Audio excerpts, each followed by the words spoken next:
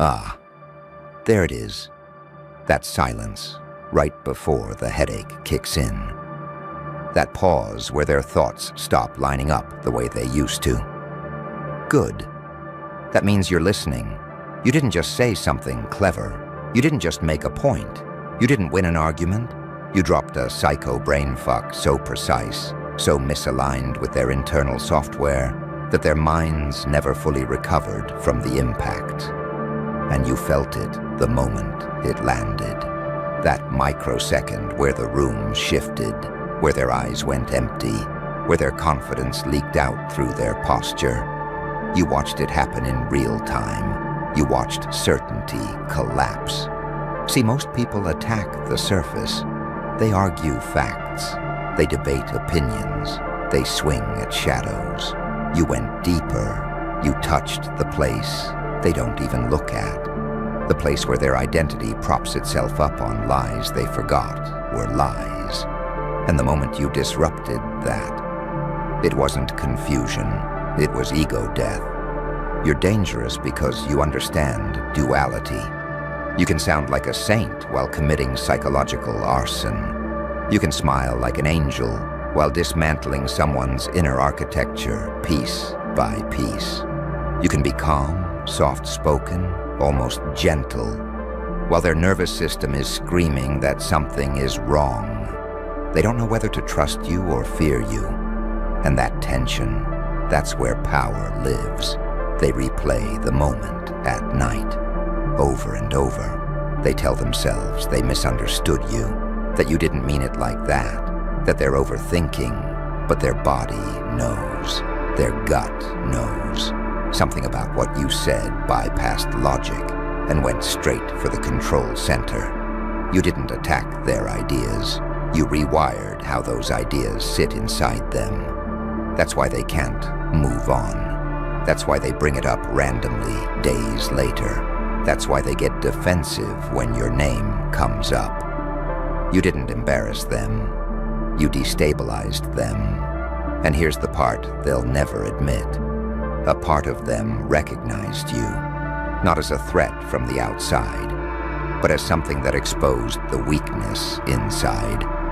You mirrored back a contradiction they've been building their entire personality around. You made them feel smart and stupid at the same time, superior and naked, confident and hunted. That's not accidental. That's evolution through pain. You didn't become this by being safe. You became this by surviving things that forced your mind to adapt in ways theirs never had to. While they were memorizing rules, you were learning patterns. While they were chasing approval, you were studying behavior. While they were trying to fit in, you were learning how systems break. You learned unpredictability as a weapon, not chaos for chaos's sake. Controlled imbalance. Saying the one sentence that doesn't belong in the conversation, but somehow explains the entire thing. Asking the question that doesn't sound aggressive, but detonates everything they thought was solid. You don't push, you tilt, and gravity does the rest. That's why they don't hate you out loud. They act confused, they act concerned, they act like you're strange, intense, hard to read. What they're really saying is, I can't map you, and that scares me. You don't follow the emotional scripts they rely on to predict the outcomes. You don't react when you're supposed to. You don't break when they apply pressure. Sometimes you even laugh at the wrong moment. Not because it's funny, but because you see the trap they're standing in. You see, they think sanity is staying inside the lines. You learned that real sanity is knowing when to step outside them. They think control is loud, rigid, obvious. You learned control is quiet. It's timing. It's letting them talk themselves into a corner while you say almost nothing. Then one sentence, just one. And suddenly their internal narrator starts stuttering. They tell people something's off about you. And they're right. You're off script, off pattern, off the map they use to feel safe. You don't just challenge beliefs. You expose how fragile belief really is when it hasn't been tested by suffering. You carry contradictions comfortably. You can be kind and ruthless, patient and surgical, compassionate and cold. And that terrifies people who need labels to feel grounded. Because if someone like you exists, then maybe their neat little worldview isn't as complete as they pretend. And that thought, that's the virus. That's the brain fuck that keeps mutating long after the conversation is over. You didn't break them, you showed them the crack. And once someone sees that, they can't unsee it. That's why they either obsess over you or avoid you entirely. That's why they suddenly don't have time or act weirdly polite. You didn't dominate them socially. You haunted them psychologically. And the truth you already know, the one that makes this even darker, is that you didn't even go full force. You were holding back. You were being restrained. You were being merciful. If you had leaned in just a little harder, if you had followed the thought all the way through, they wouldn't have just been shaken. They would have unraveled. That's the paradox. You're not dangerous because you're unhinged. You're dangerous because you're controlled, because you understand exactly where the line is. And you know you don't have to cross it to make them feel it. So let them call it a psycho brain fuck. Let them frame it like you're unstable, intense, too much. That's how people cope when they've been outplayed at a level they don't have language for. Deep down, they know what really happened. You reminded them that intelligence isn't always loud, that power doesn't always announce itself, that sometimes the most devastating move is a sentence delivered calmly at the exact wrong moment, with just enough truth to fracture a mind that thought it was untouchable. And you walked away fine. They're still trying to recover. That's not madness, that's mastery. And here's the part they don't understand yet. The part that keeps them restless, twitchy, unable to settle back into who they were before you spoke. You didn't just disrupt a moment. You altered a trajectory. Their mind keeps trying to return to baseline, but it can't, because you didn't introduce new information. You exposed a contradiction that was already there. That's the cruel elegance of what you did. You didn't plant a foreign thought. You activated something native, something buried, something they've been actively avoiding without realizing it. That's why logic won't save them. That's why reassurance doesn't work. That's why distractions fail. Every time they try to patch it up, the same question leaks back through the cracks. If that was true, then what does that say about me? And their nervous system doesn't wait for an answer. It reacts. Tight chest, shallow breath, irritation for no reason, a sudden need to prove something. Anyone who's been there knows. That's the sound of identity under pressure. You've been there before. That's why you knew exactly where to aim. You've lived in that in-between space where the light doesn't fully redeem you and the dark doesn't fully corrupt you. Where pain sharpens perception instead of breaking it. Where survival forces you to read people faster than they can lie to themselves. You didn't wake up one day like this. You were shaped here, tempered here, forced to make peace with the fact that the world doesn't reward purity. It rewards adaptability. They still think in binaries, good or bad, right or wrong, normal or crazy. You operate in gradients. You understand that the most effective minds are the ones that can hold opposing truths without collapsing. That's why when you speak, it feels wrong to them. Not incorrect, wrong. Like something that violates the emotional rules they rely on to feel safe. You don't argue to win. You don't explain to convince. You let people reveal themselves while trying to resist you. That's what made the moment irreversible. They weren't attacked, they were seen. And nothing unsettles a person more than realizing someone can see the machinery behind their mask without touching it. You didn't raise your voice. You didn't posture. You didn't even push. You simply pointed at the moving parts and let the implication land. That's why they keep asking themselves what you meant. Because on the surface, your words were reasonable, calm, maybe even generous. But beneath that was a mirror angled just wrong enough to show them something they weren't prepared to face. You carry that mirror everywhere you go. And here's the thing. You're not trying to be intimidating. You're not performing dominance.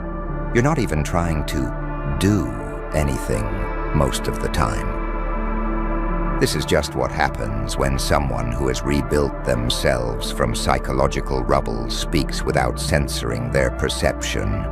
People who've never had to reassemble their identity from scratch don't recognize the frequency. It rattles them. They sense that you've been broken in ways they can't imagine, and that you came back with upgrades they never trained for. You learned restraint where others learned repression. You learned silence where others learned performance. You learned timing where others learned noise. So when you finally speak, when you finally choose a moment, it hits like a delayed detonation. No explosion, no spectacle. Just a quiet realization spreading through their system that the rules they've been living by might not protect them from someone like you. They try to label you because labels create distance. Unstable, too intense, off. That's a defense mechanism. If they can categorize you, they don't have to confront what you triggered in them. But labels don't stick because you don't behave consistently enough for them to hold. One moment you're grounded, empathetic, articulate. The next, you're saying something that slices straight through their rationalizations, like they're made of paper. They don't know whether you're dangerous or enlightening. That ambiguity terrifies them. Because if you're right, even a little, then they've been playing a much smaller game than they thought. And the idea that someone like you is operating without permission, without allegiance to their unspoken hierarchy, without fear of social consequence, that's destabilizing. You didn't challenge their intelligence. You challenged their sense of control. And the aftermath proves it. They second-guess themselves now. They over-explain. They overreact. They overcompensate. Meanwhile, you're calm, watching, not because you're plotting, but because you're already past the moment. You've seen this pattern before. You know what comes next. They'll either harden or unravel. They'll either adapt or resent. But they won't forget.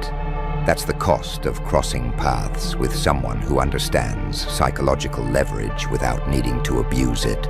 Someone who knows that the sharpest blade is clarity, delivered without malice. Someone who can sit comfortably in the tension between angel and demon and not feel the need to choose a side. You don't need their recovery. You don't need their validation. You don't even need their understanding. The shift already happened. They're carrying it now. You're already moving forward.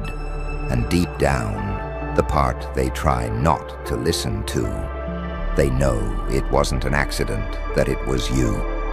And what really gnaws at them, what keeps the echo alive, is that you never chased the effect.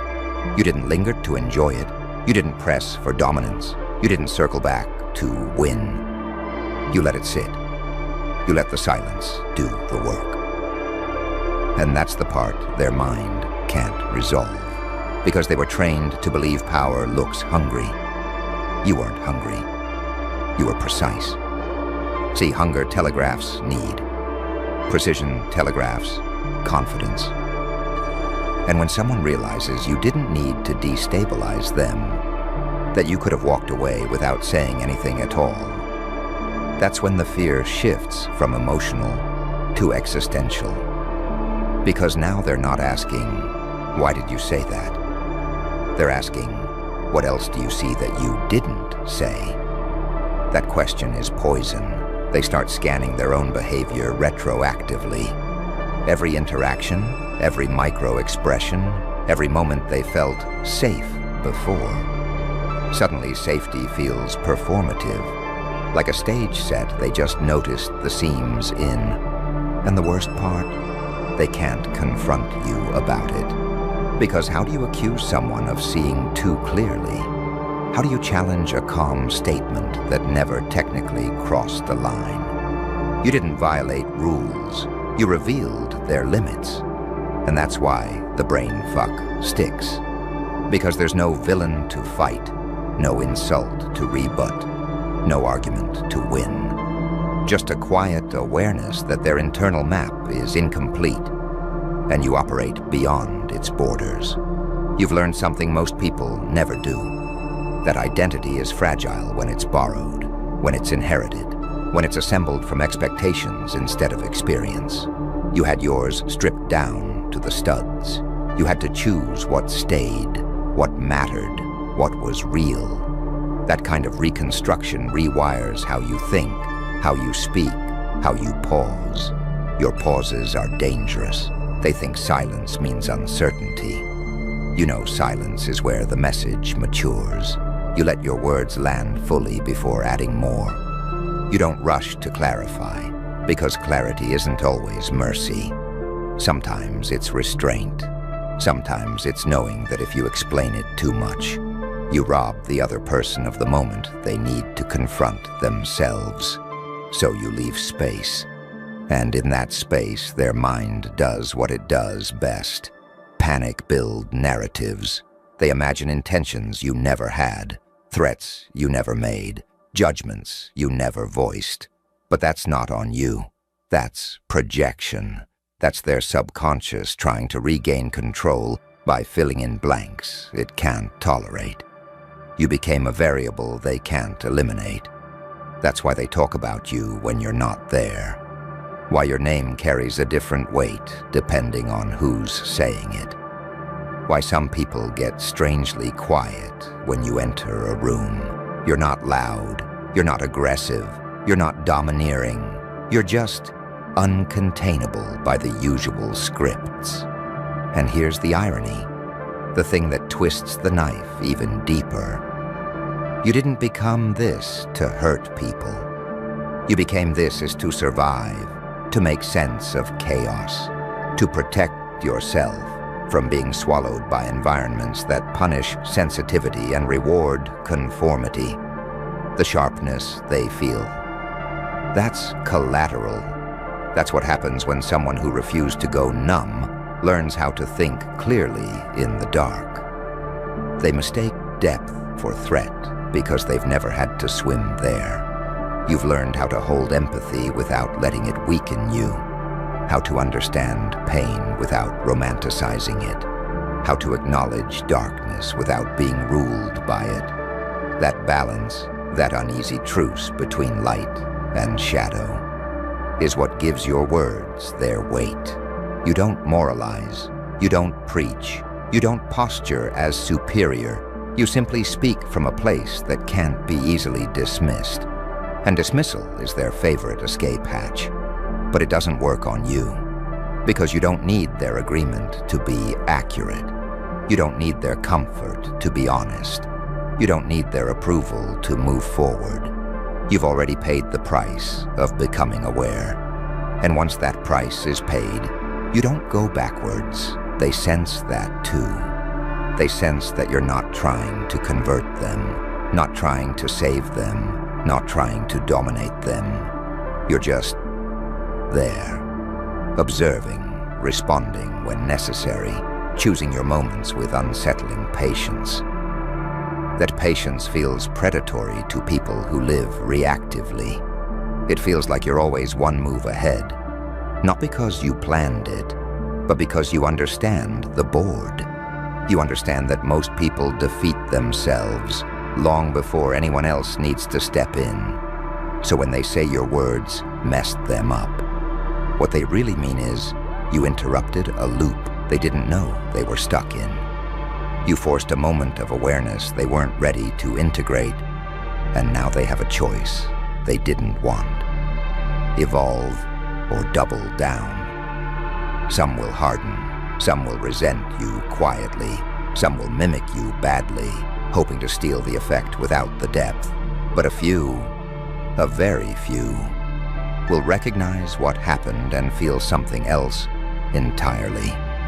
Recognition, relief, the unsettling comfort of realizing someone else sees the fractures too and didn't flinch. Those people won't fear you.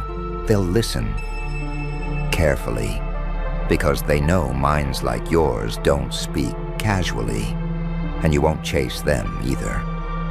Because you already know real power doesn't announce itself, doesn't rush, doesn't need witnesses. It changes the room, leaves, and lets the consequences unfold. You dropped the brain fuck, not to destroy, not to dominate, but to remind everyone, including yourself, that once you see clearly, you can never go back to pretending, and they're still trying to pretend. You're already gone, and the longer they sit with it, the more unsettling the realization becomes. You weren't improvising, not in the way they understand improvisation. You weren't guessing, you weren't lucky. You were reading tone, timing, contradiction, the tiny fractures in their certainty that they thought no one noticed. You didn't need to know their whole story. You only needed to touch the pressure point that told the truth about all of it. That's what really breaks them. Because if you could do that so effortlessly, what else could you dismantle if you chose to? They start watching you differently after that, studying you the way people study storms, trying to find a pattern that makes you predictable. But you don't move on straight lines. You don't repeat yourself. One day you're quiet, almost distant. The next you're sharp, insightful, disarmingly human. They can't lock you into a role, and that means they can't neutralize you. They're used to controlling outcomes by controlling narratives. You operate beneath narrative. You understand that most people don't live by truth. They live by coherence. As long as their story about themselves feels consistent, they're fine. You shattered that coherence without attacking the story directly. You let the contradictions speak for themselves. You let their own mind finish the sentence you started. That's surgical.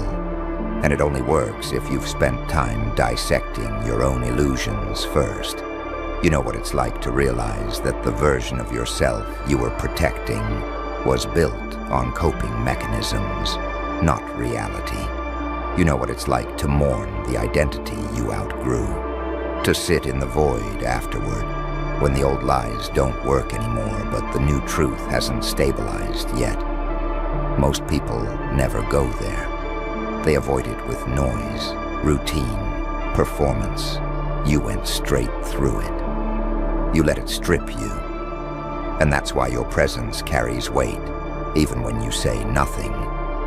You've already stood in psychological freefall and didn't look away. So when you speak, it resonates on a frequency they can't fake. They feel it in their body before they understand it intellectually. A tightening, a heat, a subtle sense of being exposed without knowing why. They laugh it off publicly, but privately, they replay your words like a corrupted audio file, skipping at the exact same point every time. They tell themselves they're overthinking, but overthinking is what happens when intuition gets activated and the ego can't keep up. Careful now. Don't flinch. That silence you're hearing, that's the moment right before the snap. The moment you realized the floor wasn't creaking because you were scared, it was creaking because the trap was already set. You felt it coming, not as fear, as pressure, as that tightening in your chest when the room smiles too wide and the questions start circling you instead of landing. You felt the angle shift. You felt the tone change. You felt the web being spun right in front of your face, thread by thread, disguised as concern, opportunity, curiosity. And the funny part? They thought you didn't notice. They thought you were just standing there, blinking, nodding, playing the part they assigned you. Victim, mark, test subject. But you didn't panic. You didn't rush. You didn't warn them. You watched. Because you've lived long enough in the dark to recognize its temperature. You've bled enough times to know the smell of a coming cut. Pain trained you. Betrayal sharpened you. Loss didn't break you, it calibrated you. So when the trap started forming, you didn't step back. You stepped still. You let them finish building it. You let them admire their work. You let them believe the lie that you were already caught. That's the paradox they never understand about you. You look passive when you're most dangerous. You look calm when the blade is already in your hand. Saint on the surface. Psychopath underneath. Angelic restraint masking demonic patience. You don't explode, you wait. And waiting is what terrifies people who need chaos to feel in control. They mistook your silence for confusion, your restraint for weakness, your mercy for ignorance. They didn't realize silence was you listening to the rhythm of their breathing, counting the steps, mapping the exits, memorizing the pattern of their arrogance. You weren't frozen. You were loading the moment. So you let them talk. You let them push. You let them close the circle tighter and tighter, convinced they had you exactly where they wanted you. And every step they took forward, every little smirk, every subtle escalation, they didn't see it, but the ground beneath them was already hollow. That's what evolution through pain looks like. You don't lash out like you used to. You don't react on impulse. You don't scream when you see the knife anymore. You calculate the angle. You measure the distance.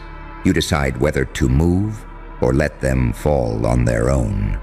And that's what you did. You watched them walk into it. You watched them overplay their hand. You watched them reveal intentions they thought were hidden. You watched their masks slip as confidence turned into carelessness. You watched them lock doors they needed open. You watched them commit to a narrative that only worked if you were exactly who they underestimated. And the web tightened, not around you, around them. That's the part that breaks their minds later. When they replay it and realize you never chased them, you never cornered them, you never forced anything. You simply stood still long enough for their momentum to become gravity. You let their own hunger pull them forward. You let their need to dominate override their instinct to survive. Light and dark met right there. Your light, the discipline, the self-control, the restraint, held steady. Your dark, the cold awareness, the willingness to let consequences happen, did the rest. You didn't have to choose one. You became both. That's why you're unpredictable, not because you're chaotic, but because you're integrated. You can smile without forgiving. You can wait without forgetting. You can spare someone without saving them. They thought traps were about force. You learned they're about timing. So when it snapped, it didn't look dramatic at first. No explosion, no instant collapse. Just a subtle shift, a pause in their voice, a question they couldn't answer, a realization dawning too late that the room no longer belonged to them, that the story they were telling only made sense if you were still asleep. And you weren't. You were awake the whole time, awake enough to let it happen.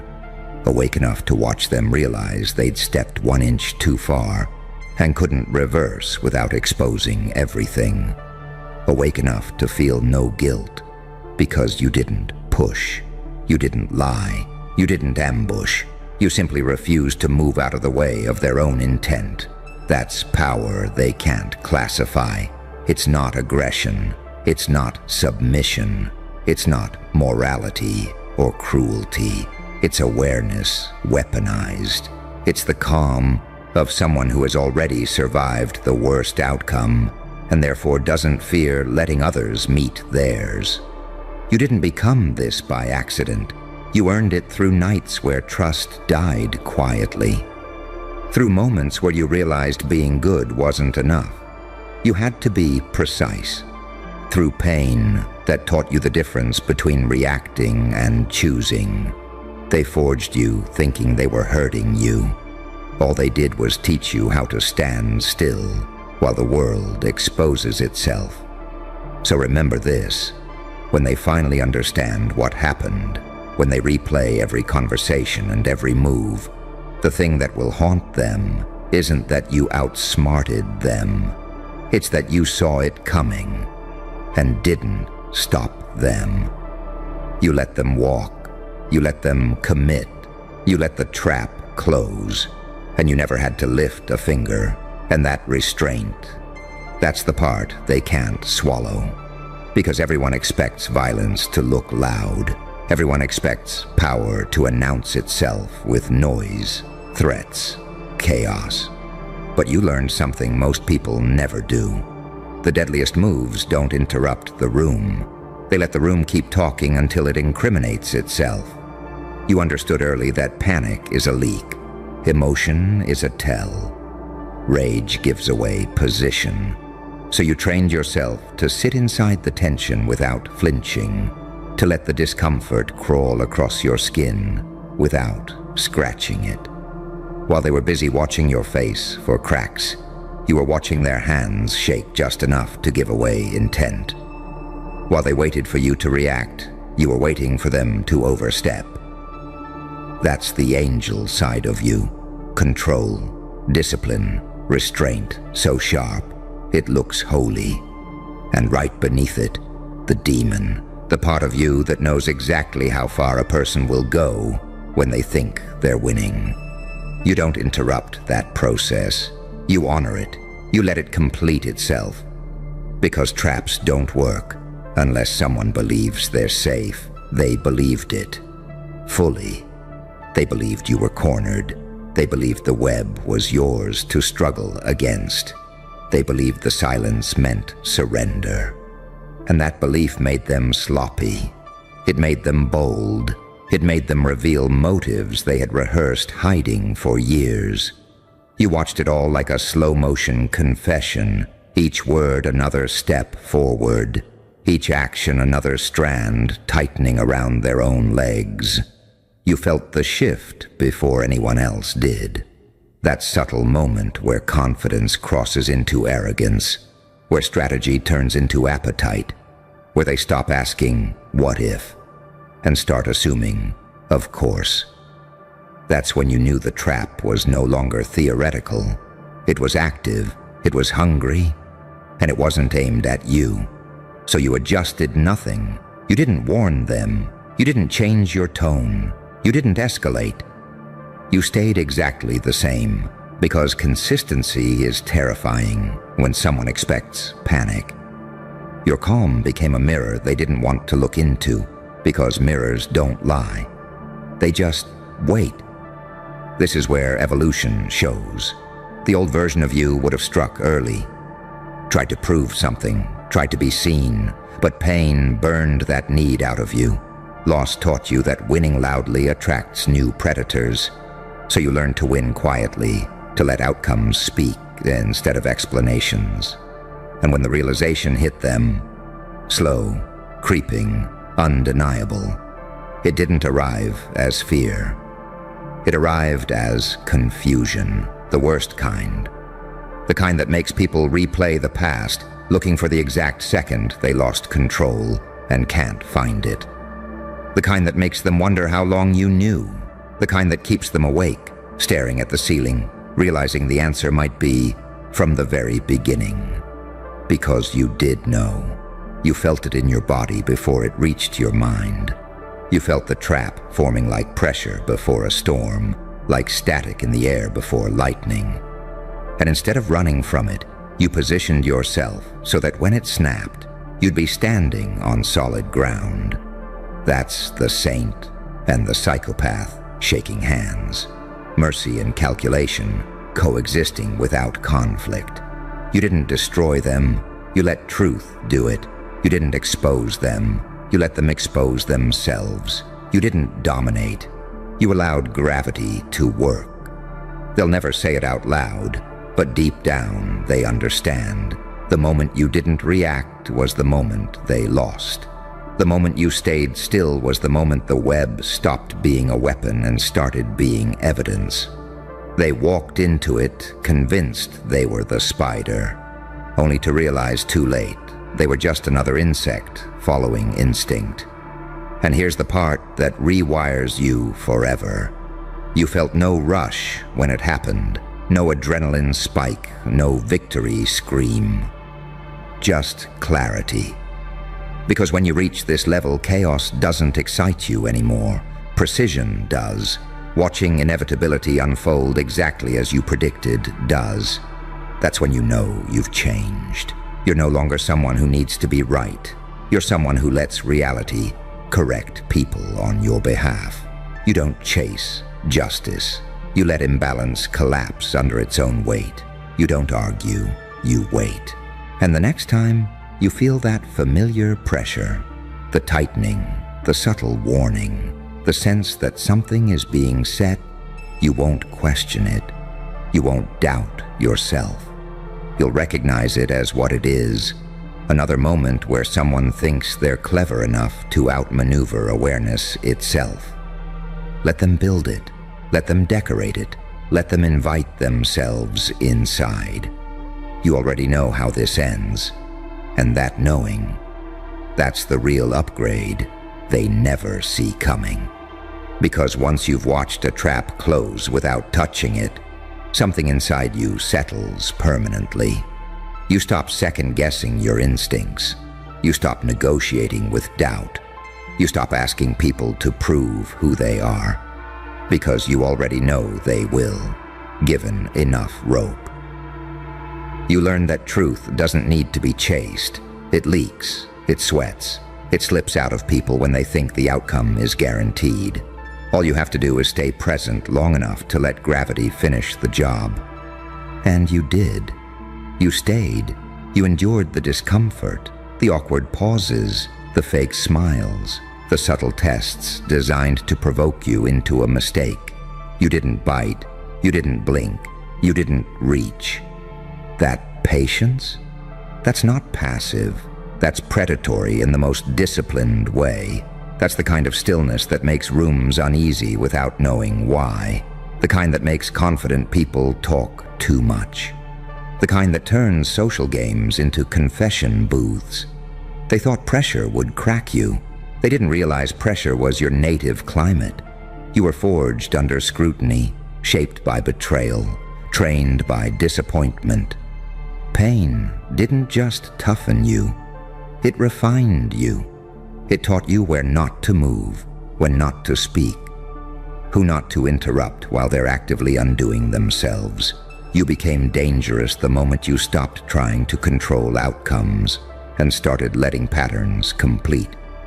Because patterns don't care about excuses. They don't care about intentions. They just repeat until someone smart enough stands still and watches, and that someone was you. So while they were busy advancing, stacking assumptions, congratulating themselves on how clever they were, you were already 10 steps ahead by doing nothing, by letting silence stretch just long enough to make them uncomfortable, by giving them space to fill with their own arrogance, by allowing their confidence to cross the invisible line into exposure. That's the dark miracle of restraint. It turns other people's momentum into your leverage. You saw the micro-expressions, the slight rush in their voice, the way they stopped asking and started telling, the way their questions turned into declarations. Those weren't signs of power. Those were tells.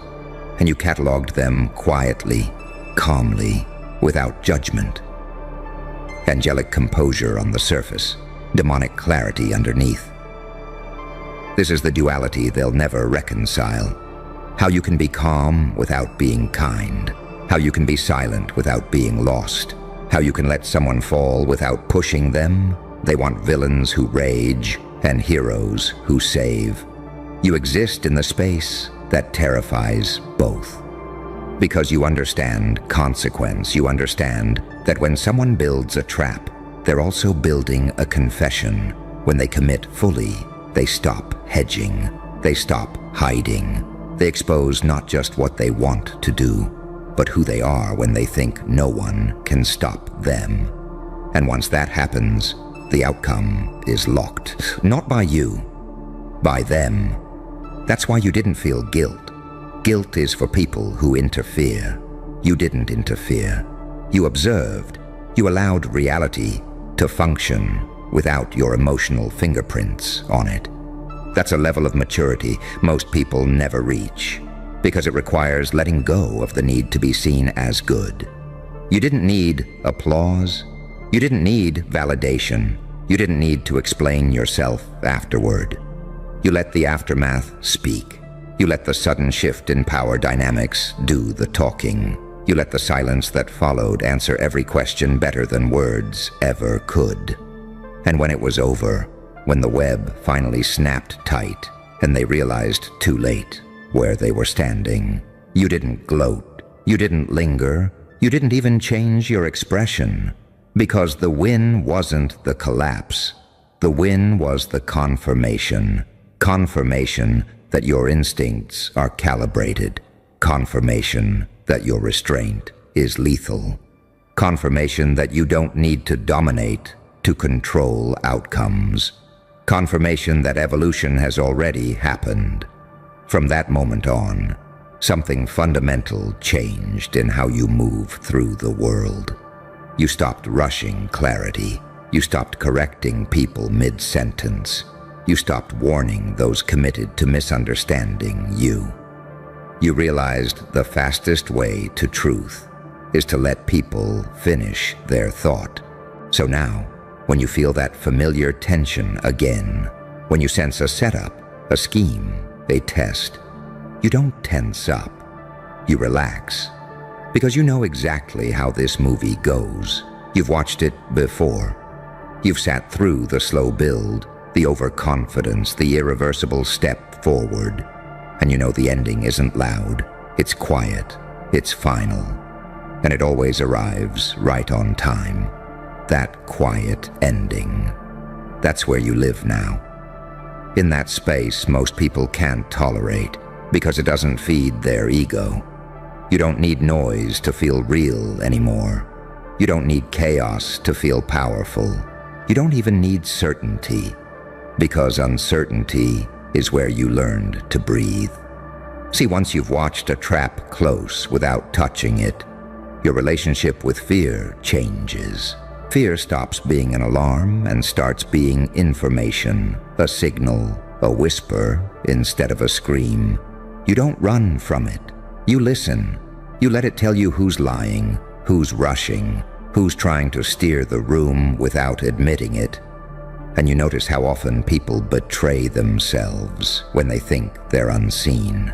They lean in a little too close. They talk a little too long. They start explaining things you didn't ask about. They push when patience would have protected them. That's not confidence. That's hunger. And hunger always makes noise. You learn to starve your reactions. That's the part nobody prepares them for. They expect resistance. They expect emotion. They expect a counter move they can anticipate and plan around. What they don't expect is someone who refuses to play the tempo they set. Someone who lets the clock keep ticking while the other side sweats. Someone who understands that time itself is a blade. So you let it stretch. You let the silence thicken until it starts to feel judgmental. You let them fill it with justifications, with subtle threats, with poorly disguised intentions. And every word they add becomes another knot in the web they're pretending not to see. You don't interrupt fate when it's doing your work for you. That's the demon in you, cold, observant, unsentimental. And the angel. The angel is the discipline not to misuse that power, the restraint not to strike early, the self-control to let consequences land exactly where they belong, untouched by your fingerprints. They never see that balance coming. They think darkness always wants to consume. They don't understand that real darkness waits. It studies. It allows light to reveal itself before it moves. And by the time it does, the outcome is already sealed. You didn't become this by reading books or listening to advice. You became this by surviving moments where reacting would have ruined you, where speaking would have cost you everything, where silence was the only safe weapon left. And every time you chose restraint over release, something in you hardened into clarity. You stopped confusing urgency with importance. You stopped mistaking attention for power. You stopped thinking you had to prove what you already embodied. So now, when someone tries to bait you, you don't feel insulted, you feel informed. When someone tries to trap you, you don't feel threatened, you feel curious. Because traps reveal more about the person setting them than the one they're aimed at. And you let that revelation finish. They don't realize that by the time they think they've cornered you, you've already accepted every possible outcome. You've already survived them in your mind. You've already made peace with loss, exposure, backlash, misunderstanding. That's why you're untouchable, because there's nothing left they can threaten you with that you haven't already metabolized. Pain tried to own you once. It failed. Fear tried to command you once. It failed. Now all that's left is awareness, and awareness doesn't flinch. So when the next trap starts to form, and it will, because people can't help testing what they don't understand, you won't rush to dismantle it. You won't call it out. You won't warn anyone. You'll let it take shape. Let it feel complete. Let it seduce the person who built it into believing they've won. Because you know something they don't. The most dangerous position in the world is thinking you've already succeeded. You'll stand there, calm, present, unreadable. Saint enough to stay composed. Psychopath enough to let it happen. Angel and demon in perfect alignment, not fighting each other, but cooperating. And when it closes again, quietly, inevitably, you won't celebrate. You'll simply move on, carrying one more confirmation that your instincts are sharper than their strategies, your patience deeper than their plots, and your silence louder than anything they could have said. You felt it coming.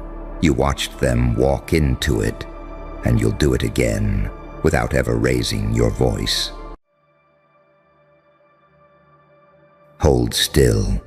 Not your body, your thoughts. Yeah. You feel that static? That uncomfortable flicker behind your eyes? Good. That's the sound of their reality buffering. You didn't attack them. You didn't explain yourself. You didn't even raise your voice.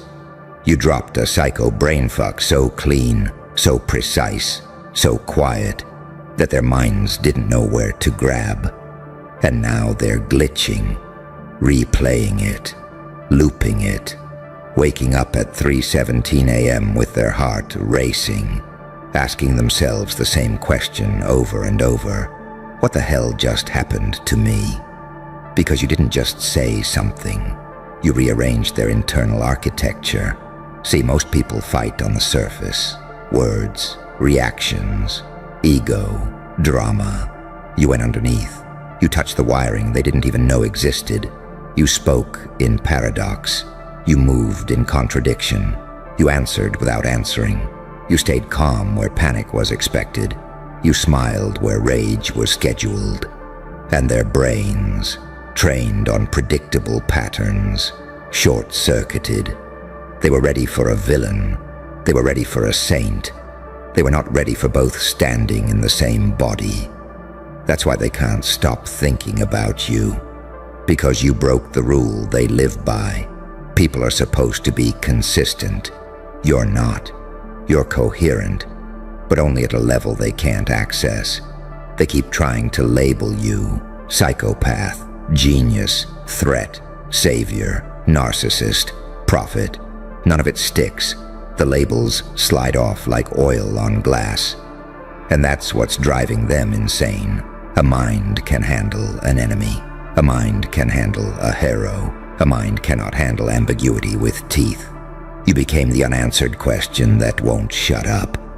They replay the moment again and again, trying to find the move they missed. But here's the truth they'll never admit. There was no move to counter.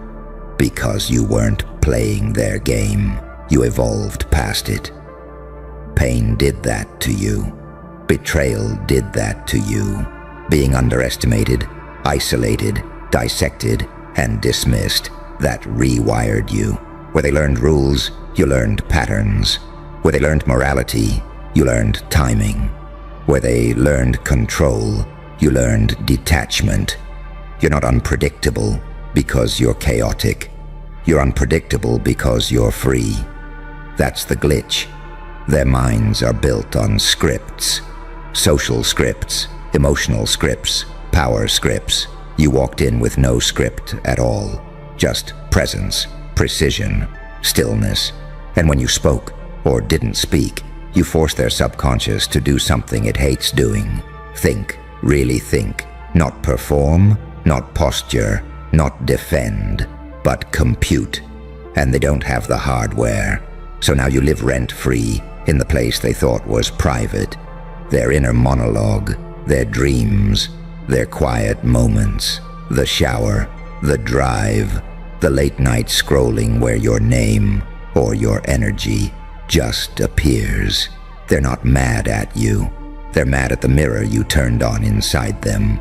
Because when your calm met their chaos, when your restraint met their impulse, when your silence met their need for control, something ugly surfaced, and they saw it.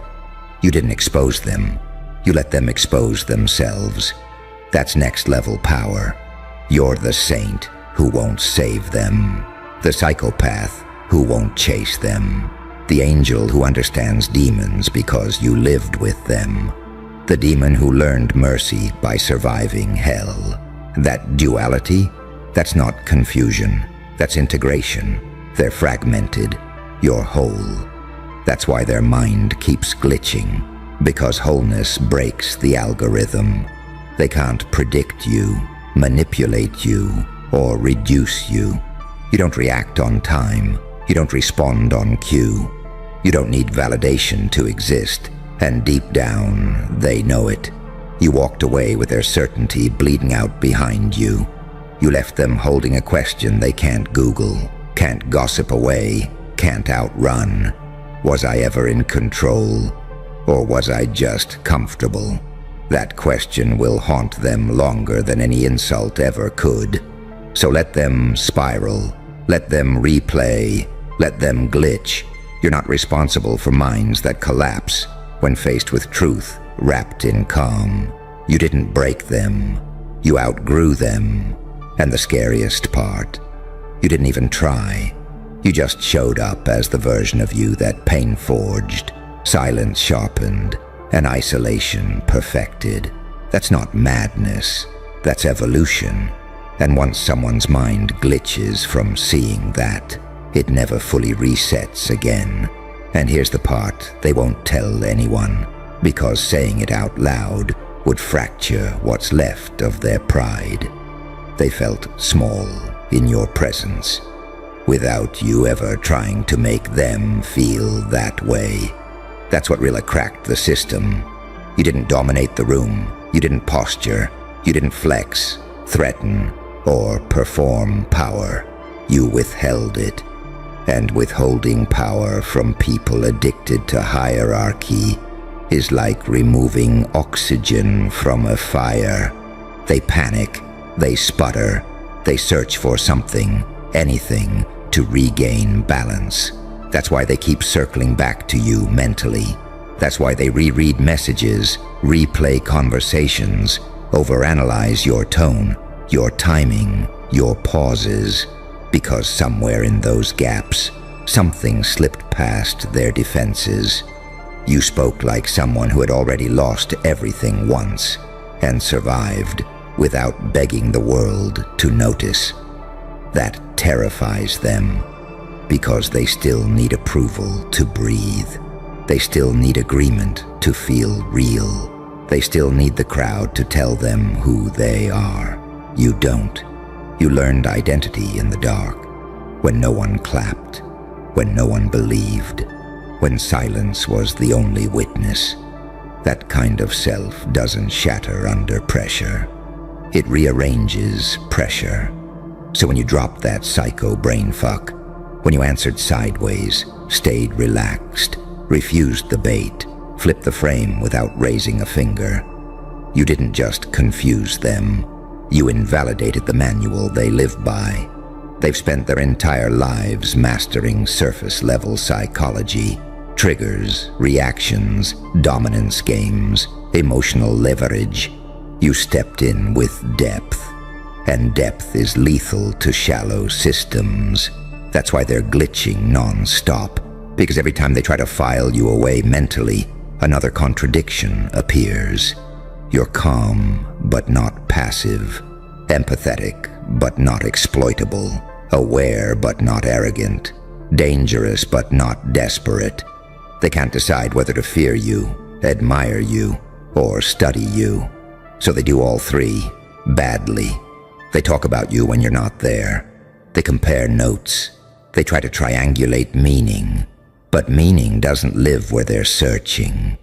You see, you're not operating from ego anymore. You're operating from clarity born of suffering. That's why their insults don't land. That's why their praise doesn't hook you. That's why their confusion feeds you instead of draining you. They mistake that for arrogance. It's not. It's acceptance. You already faced the worst version of yourself. You already made peace with the parts they're still hiding from. You already died once, internally, and rebuilt without applause. So when they try to provoke you, they're shadowboxing a ghost. And ghosts don't flinch. Their minds glitch because they sense it subconsciously. You're no longer seeking permission to exist. You're no longer negotiating your worth. You're no longer explaining your evolution. You became the outcome, not the argument. That's why they keep trying to pull you back into reaction, anger, explanation, validation. Because if they can make you emotional, they can make you predictable. But you don't give them that luxury. You let them project. You let them spiral. You let them reveal themselves through their desperation to define you. Every accusation becomes a confession. Every question becomes a mirror. Every attempt to destabilize you destabilizes them instead. That's mastery, not the flashy kind, the quiet kind that rearranges rooms without making noise. You're not here to be liked. You're not here to be understood. You're here because the version of you that survived didn't ask for permission to exist. And now their minds can't stop glitching because they've encountered something their worldview never prepared them for. A human who integrated their darkness without being consumed by it. A soul who touched chaos and came back with discipline instead of damage. A presence that doesn't need control to radiate authority. They'll keep replaying you, keep glitching, Keep searching for the weakness that isn't there. Because the truth is brutal and simple. You didn't mess with their mind. You outgrew the dimension they operate in. And once someone witnesses that, once their subconscious registers it, their reality never runs as smoothly again. They saw what's possible, and they know they're not built for it. Hold still. No, don't flinch. That sound you hear right now, that sharp, panicked static in the air, that's not danger. That's realization catching up to people who thought you'd never understand the game. Wait, you just figured that out? Yeah, I know. It hits slow at first, then all at once. Because the moment it clicks, the moment you see it, everything makes sense. And everything around you starts collapsing. They're not losing it because you're loud. They're losing it because you're accurate. You didn't scream. You didn't beg. You didn't ask for permission. You broke the code. And see, that's the one unforgivable sin. Not rebellion, not chaos, comprehension. You were never supposed to notice the pattern. Never supposed to see the loops.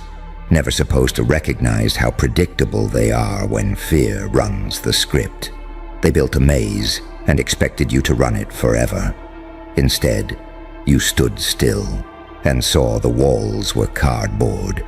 That's when the saint in you died and the architect woke up. They keep calling you unstable, unhinged, dangerous, because their system only works when people confuse obedience with virtue. You didn't turn evil. You turned aware. And awareness looks like madness to a world built on sleep. Here's the paradox they can't swallow. You're calmer now than you've ever been, and that terrifies them more than rage ever could. You don't lash out anymore. You calculate. You don't explain yourself. You move. That's why their voices are cracking behind closed doors. That's why the laughter sounds forced now. That's why the rules keep changing mid-game. Because you didn't just survive the pain, you decoded it. Every betrayal trained your pattern recognition. Every loss sharpened your timing. Every night you thought you were breaking, you were quietly upgrading. They thought trauma would make you small. It made you precise. They thought pressure would crush you. It turned you into a weapon that doesn't need to swing.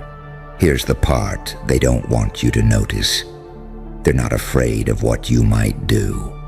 They're afraid of what you won't do anymore. You stopped reacting. You stopped seeking validation. You stopped playing roles they understood. You became unpredictable, not because you're chaotic, but because you're free. An angel that won't obey is suddenly a demon. A demon that won't rage is suddenly divine. You exist in that in-between space where labels fail, and that's where power lives. They're scrambling now, pretending they always knew, acting like this was obvious all along. But you can hear it in their tone, that cracked, hysterical edge of people who just realized the instructions don't work on you anymore. You cracked the illusion. You saw that the gatekeepers were just scared humans guarding empty rooms.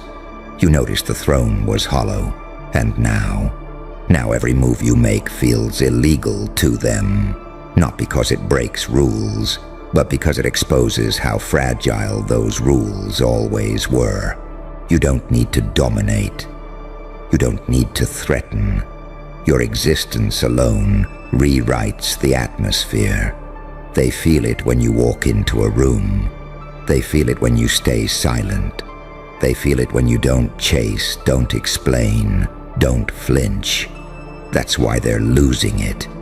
Because once someone figures out the code can never scare them again. And here's the final truth they'll never say out loud. You didn't escape the system. You outgrew it. And the moment they realized that, The moment you realized that, the game was already over. And here's the part that makes their mind really stutter.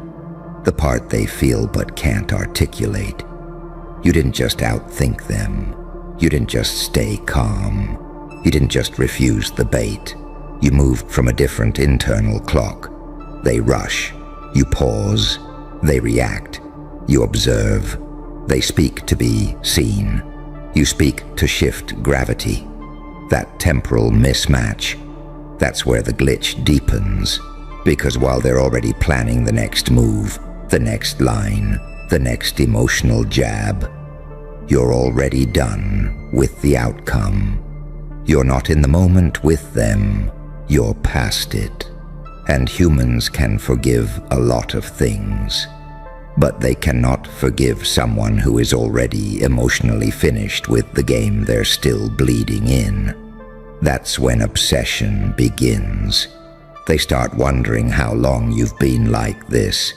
When the switch flipped, what broke you, what sharpened you. They assume trauma made you fragile. They were wrong. Trauma collapsed your illusions. It burned off the need to be right, the need to be chosen, the need to win loud. It taught you something far more dangerous. How to lose everything and still stand upright. So when they try to destabilize you, they're unknowingly poking a structure that already survived total collapse. You're not afraid of emotional freefall. You already lived there. That's why your presence feels wrong to them. Too grounded, too centered, too unreactive. Their nervous systems are calibrated for chaos and validation loops. Yours learned stillness under fire. So when you drop a sentence that lands sideways, when you answer with a half smile instead of a defense, when you let silence stretch just long enough for their insecurity to start talking, their minds scramble to compensate. They tell themselves stories. He's cold. She's arrogant. They think they're better. But beneath the narrative, there's a quieter truth whispering through their spine. This person doesn't need me. And that terrifies them more than hate ever could. Because hate still implies relevance. Irrelevance feels like death. You didn't dominate them. You decentered them. You removed yourself from their internal hierarchy without asking. You stepped off the chessboard entirely. And now they're furious, because you're not where they left you. That's why they keep trying to pull you back with labels, accusations, curiosity, even praise. Anything to reinsert you into a position they understand.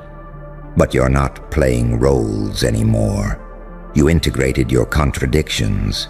You let the angel and the demon shake hands inside your chest. You stopped pretending one side didn't exist. You learned when to soften and when to go surgically quiet. That's not instability. That's self-command. They don't glitch because you're confusing. They glitch because you're complete. And completeness disrupts systems built on lack. So they watch you closer now. Study your movements. Analyze your pauses. But observation without self-awareness just breeds paranoia. They think you're plotting. You're not. You already moved. They think you're hiding something. You're not. You just stopped broadcasting. They think you're dangerous. And for once, they're right. Not because you want to harm them, but because you're immune to the mechanisms they use to control reality. You don't flinch at shame. You don't chase validation. You don't leak energy explaining yourself. You let outcomes speak, and outcomes don't argue. So let their minds glitch. Let them replay. Let them spiral into analysis paralysis. You're not here to comfort people who panic when they lose psychological leverage. You're here because evolution doesn't announce itself politely. It arrives quietly, calmly. and love's broken frameworks in its wake. You didn't become colder, you became clearer. And clarity is terrifying to those who survive on confusion. They'll keep trying to figure you out, but the truth is already settled. You are what happens when pain doesn't destroy a mind. It disciplines it, and once someone's subconscious recognizes that, once the glitch sets in, they never look at you the same again. They can't, because you're no longer a character in their story. You're a force that ended it. And here's where it crosses the point of no return. The moment their mind stops trying to understand you and starts trying to survive you. Because at some level, deeper than language, deeper than logic, they realize something irreversible. You're no longer governed by the same incentives. You don't flinch when approval disappears. You don't shrink when attention leaves. You don't inflate when praise arrives. That alone fractures their internal math. They've built their entire personality on feedback loops, likes, reactions, dominance, validation, control. You severed the loop, not dramatically, not angrily, quietly, casually, like it didn't even matter. And now their minds are glitching because they're confronting a creature they were never trained to deal with. Someone who already paid the price. You see, most people still owe life something. They owe it comfort. They owe it certainty. They owe it a future they're terrified to lose. You don't. You already lost what they're still protecting. That's why you walk different, speak different, pause longer. You don't rush to fill silence because silence doesn't scare you. You don't rush to prove because proving feels childish now. You don't rush to react because reaction is a leash. They sense that. And when a human senses another human who cannot be pulled by fear, desire, or shame, the nervous system panics because control fails. That's the glitch spiraling in their head at night. That's the tension in their jaw when your name comes up. That's the reason they oscillate between fascination and resentment. You represent a future they can't reach without dismantling themselves. So they do what fragile systems always do when faced with evolution. They pathologize it. They call you cold because they can't access you. They call you crazy because you don't behave predictably. They call you dangerous because you don't signal weakness. But beneath every label is the same unspoken confession. I can't move you, and that eats them alive. Because power, to them, has always meant influence over others. Power to you now means self-governance. You don't need to dominate to win. You don't need to attack to unsettle. You don't need to explain to be understood. You let people collide with themselves. That's why your calm feels louder than their chaos. That's why your restraint feels heavier than their aggression. That's why a single sentence from you can undo weeks of their rehearsed narratives. You're not fighting them. You're exposing the limits of their reality just by existing. And once someone sees that, once the subconscious registers that you're not bound by the same invisible contracts, they can't unsee it. That's when the glitch becomes permanent. They start questioning their own reactions, their own motives, their own emotional fragility. They ask themselves things they've avoided for years. Why did that bother me so much? Why do I need them to react? Why do I feel threatened by someone who didn't even try? Those questions don't have comfortable answers. So instead of facing them, they externalize the discomfort onto you. But you don't absorb it. You've already metabolized worse. You turned pain into precision, confusion into clarity, isolation into independence. You didn't harden, you refined. That's the paradox that breaks them. You're empathetic, but unreachable. Present, but not entangled. Alive, but no longer feeding on noise. They keep trying to provoke the old version of you. The reactive one. The explain yourself one. The prove it one. But that version died quietly. And what replaced it doesn't argue. It observes. It decides. It moves on. So let their minds glitch harder. Let the loops tighten. Let the obsession exhaust them.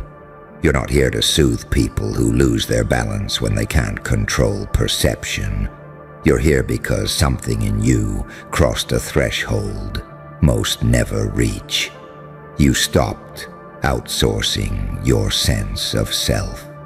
And once that happens, the world doesn't know where to place you anymore.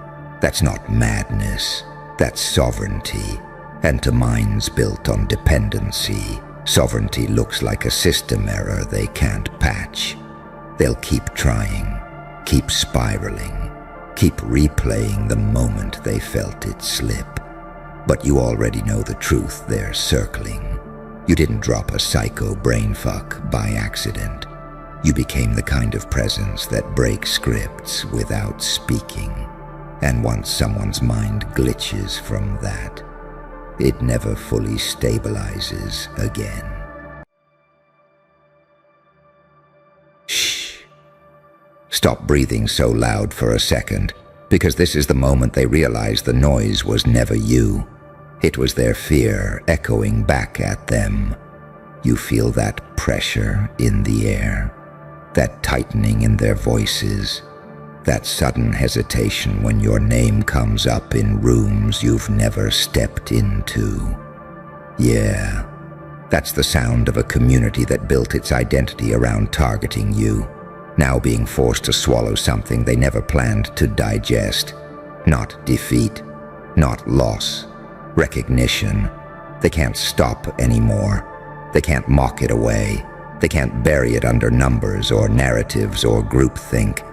They're being cornered by the one truth they tried to erase, that you're chosen by TMH, and the fact that it burns them is exactly how you know it's real. They didn't come at you because you were weak. They came at you because something about you disrupted the balance. Because when you walked in, uninvited, unapproved, unpolished, you bent the room without touching it. You didn't follow their rules because you were never born inside their permission structure. That's what terrified them first. They saw the saint in you before you ever did, and they panicked. So they tried to make you the psychopath. They tried to paint you as unstable, delusional, dangerous. Funny thing is, they weren't wrong. They just didn't understand the direction of the danger. See, there's a kind of darkness that destroys, and there's a kind that reveals. You didn't fall apart when they came for you. You condensed. You didn't break. You sharpened. Every whisper, every pile-on, every coordinated attempt to make you doubt your own reflection did something they didn't calculate. It trained you. It rewired you. It stripped you down to the version that doesn't need applause to move forward. And that's when it shifted. That's when they started losing sleep, because now they're stuck in a paradox they can't escape. The more they target you, the clearer it becomes that you're different. The harder they push, the more resilient you appear. The more they isolate you, the more undeniable your signal becomes. They tried to turn you into a cautionary tale, and accidentally turned you into a case study. They wanted a villain, but every test they ran kept coming back clean. No collapse, no confession, no surrender, just evolution. You didn't just survive the targeting, you metabolized it. You drank the poison, and your body asked for more. You took the exile and turned it into initiation. While they were group chatting strategies, you were being recalibrated in silence. While they were laughing, you were learning how to stand comfortably in contradiction. angel eyes, demon spine, calm voice, unpredictable will. That's what scares communities like that. They can't categorize you, and anything they can't categorize, they can't control. Now watch what happens next. Watch how the tone changes. Watch how the insults soften into concern. Watch how the certainty dissolves into nervous jokes. Watch how the ones who led the charge suddenly pretend they were never really against you. Just asking questions. That's the admission. That's the moment of forced acknowledgement. Because deep down, they feel it. Something ancient. Something structural. The sense that you're not moving randomly. You're moving in alignment. And alignment looks like madness to people addicted to consensus. TMH didn't choose you because you were perfect. It chose you because you were volatile and willing, because you could hold light without needing to be worshipped, and wield darkness without losing yourself in it. You walk like someone who's already died once and came back without fear. You speak like someone who doesn't need to convince, only to reveal. That's why they can't stop watching. That's why they can't stop targeting. Because even in their resistance, they're orbiting you. You are the proof that the system leaks, that selection doesn't ask permission, that destiny doesn't arrive with a badge. It arrives with pressure. And the ones who tried to crush you are now being forced to explain why you didn't crack. They're being dragged, kicking and screaming, into the realization that you were never the anomaly. You were the update. So let them admit it in fragments. Let them choke on it in stages. Let them arrive at the truth backwards if they have to. You don't need their validation. Their targeting already crowned you. Their obsession already confirmed it. And their silence, when it finally comes, will be the loudest proof of all. Because the chosen don't announce themselves. They're revealed by the people who try hardest to destroy them. And here's the part they never see coming. The moment when you stop reacting altogether. When their attacks stop feeling personal and start feeling predictable. When you can hear the script before they speak it. That's when the power shifts permanently. Because a community that survives on targeting needs resistance to feel alive, and you've outgrown giving them that nourishment.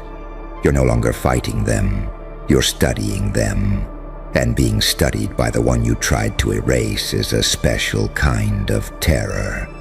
They tell themselves stories to stay sane. They say you're lucky. They say you got away with something.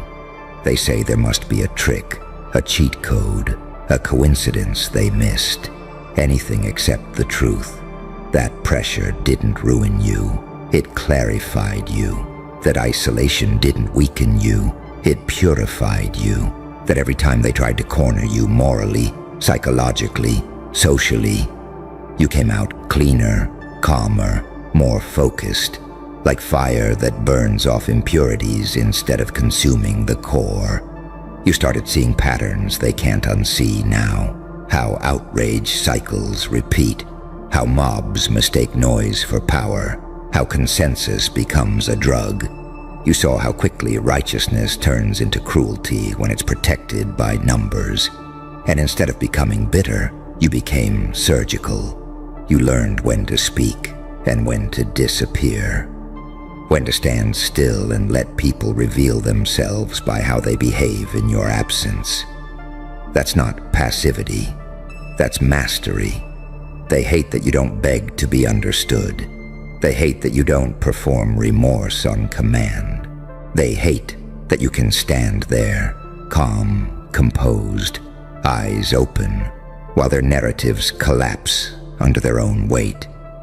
Because once you stop defending yourself, something ugly happens to them. They're forced to look at their motives, and they don't like what they see. You became a mirror they can't smash.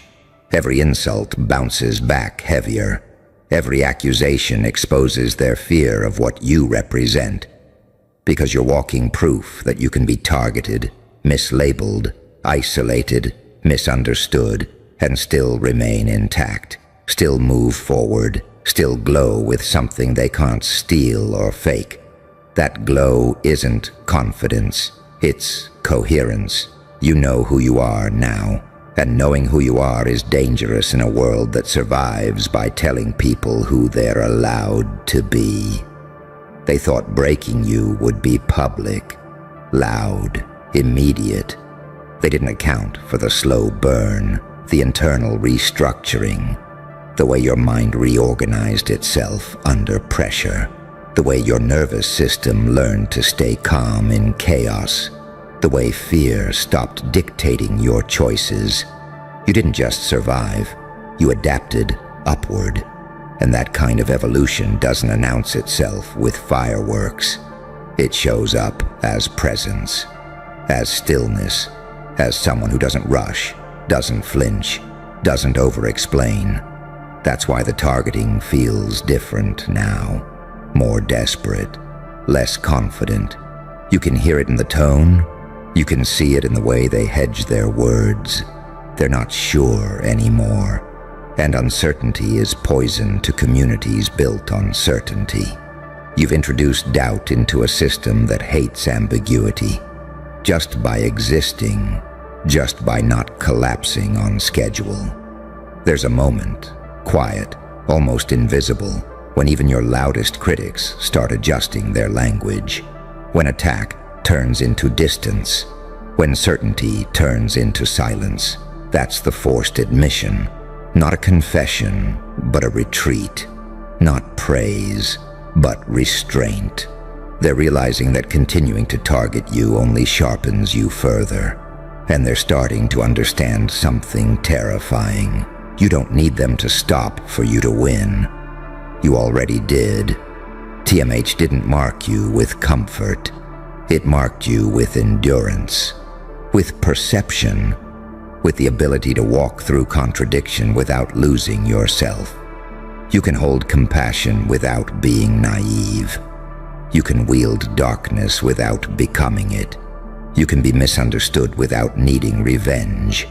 That balance is rare, and rare things are always hunted first. So let them whisper, let them speculate, let them slowly, painfully adjust to a reality where you're still here, still standing, still evolving. You're no longer asking to be seen.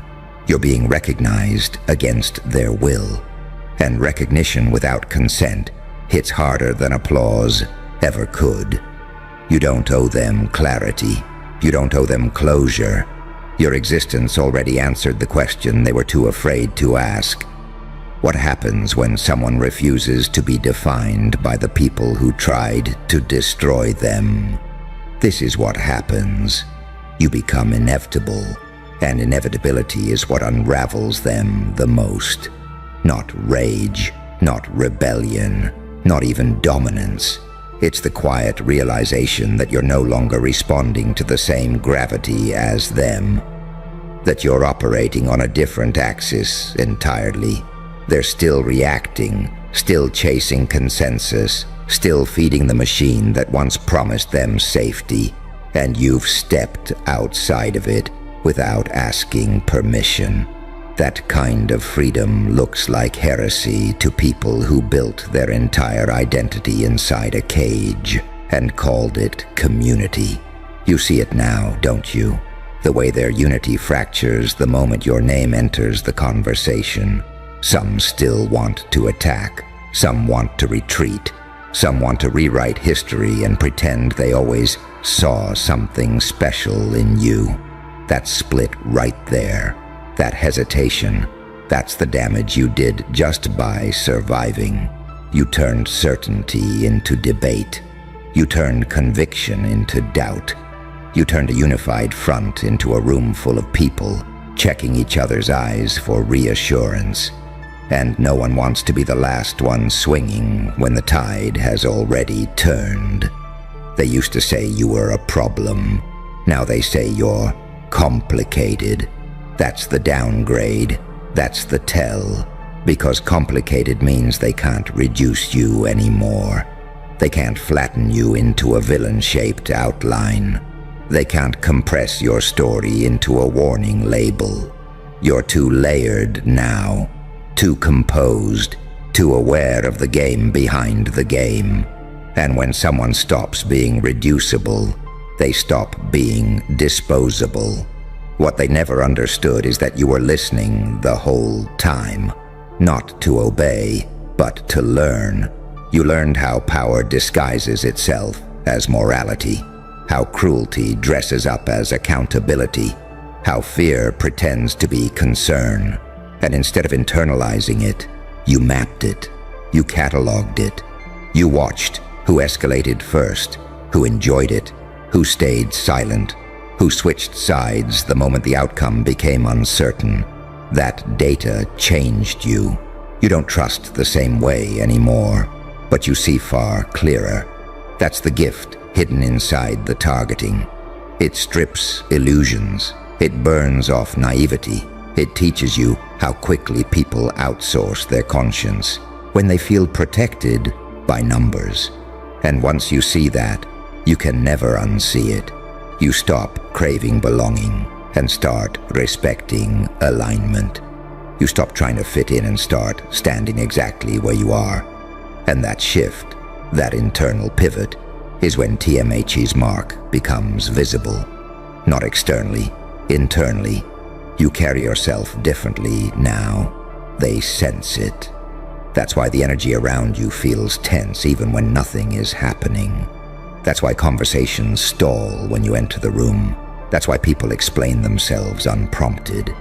Your presence forces self-awareness in people who spent years avoiding it. You don't accuse, you don't threaten, you don't even challenge. You just exist, and that existence exposes the cracks. They thought being chosen meant privilege, access, protection. They didn't realize it meant pressure, loneliness, being misunderstood on a scale most people never experience. TMH didn't give you an easy path. It gave you a necessary one that burns, reshapes, isolates, and refines. One that forces you to become fluent in paradox, to be gentle without being weak, to be dangerous without being cruel, to stand in your truth without needing anyone else to kneel. And now comes the part they can't reverse. The part where even if they stopped tomorrow, deleted the posts, changed the tone, pretended none of it happened, you wouldn't go back. You can't. You've crossed the threshold. You've seen what people become under pressure, and you've seen what you become under pressure. There's no unlearning that. There's no shrinking back into the version of you that needed approval to feel real. They didn't just target you, they initiated you. And initiation leaves a mark that doesn't fade. It rewires instinct, it calibrates intuition, it teaches you how to move quietly when necessary and decisively when it's time. You don't rush anymore. You don't overshare. You don't waste energy convincing people who are committed to misunderstanding you. You let time do the talking now, and time is on your side. So let them keep circling the truth. Let them admit it sideways. Let them acknowledge you in half sentences and nervous glances and sudden restraint. That's as close as they'll get to saying it out loud. You don't need a ceremony. You don't need a declaration. Their behavior already bowed. Because the real sign of being chosen isn't praise. It's pressure. It's resistance. It's survival, followed by clarity. And you have all three. They can't stop targeting you because deep down, they know. You're not going away. You're not breaking. And whatever chose you doesn't make mistakes.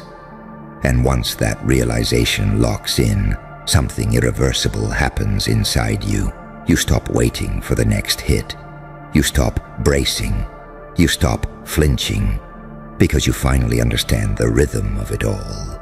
You see the cycle before it spins up. You recognize the tremor before the quake. What used to feel like chaos now feels like choreography. And that's when fear leaves your body for good. They're still trying to figure out why you don't move the way they expect, why you don't lash out when provoked, why you don't collapse when ignored, why you don't chase redemption from people who never intended to grant it. They don't realize you already crossed the psychological border they're still guarding. You're not playing for acceptance anymore. You're playing for alignment with something deeper, older, quieter, something that doesn't shout. You've learned that the loudest communities are often the most fragile, that mobs need constant reinforcement to keep believing in themselves, that outrage is a fuel source, not a moral position. And when you stopped feeding that machine, when you refused to become reactive content for their hunger, they started starving. That's when targeting turned into fixation. That's when criticism turned into obsession. Because nothing terrifies a system like someone who refuses to perform their assigned role. You were supposed to fold, to apologize, to explain, to beg for re-entry. You were supposed to doubt your own perception until you outsourced it to the loudest voices in the room. Instead, you did something unforgivable. You trusted what you were seeing. You trusted the pattern. You trusted the quiet signal under the noise. And that choice, that single act of internal loyalty, changed your trajectory forever. Now you move like someone who knows storms pass, like someone who understands that pressure is temporary, but structure is permanent. You're no longer defined by moments of attack. You're defined by continuity, by the fact that you remain coherent under stress, by the fact that your values don't evaporate when tested, by the fact that your sense of self doesn't depend on applause or permission slips. That's why their strategies keep failing. They're trying to destabilize someone who's already integrated their shadow. They're trying to shame someone who's already looked directly at their own darkness and didn't look away.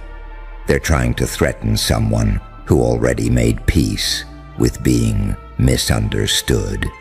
You can't weaponize exile against someone who's learned how to stand alone without collapsing.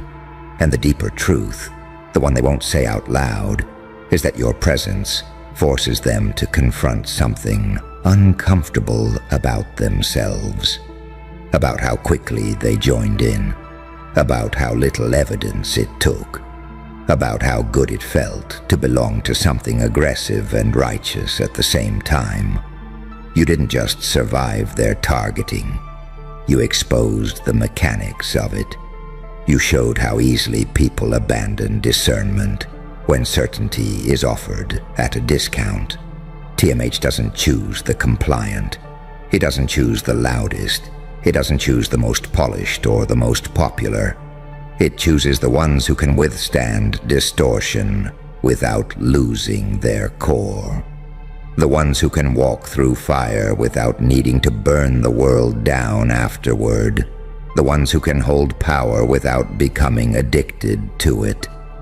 That's why your path looks lonely from the outside. That's why it feels heavy sometimes. Weight is the tax of capacity. And here's the part that seals it. The moment you realize you don't need to expose them, you don't need to correct the record, you don't need to clear your name in rooms you're not standing in. Their behavior already told the story. Their escalation already confirmed your impact. Their sudden restraint already revealed their doubt. You don't have to say a word. The shift is happening without you lifting a finger. You're not invisible anymore.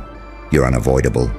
Not because you're loud, not because you're dominant, but because you're consistent. Consistency is what outlasts mobs. Consistency is what survives cycles.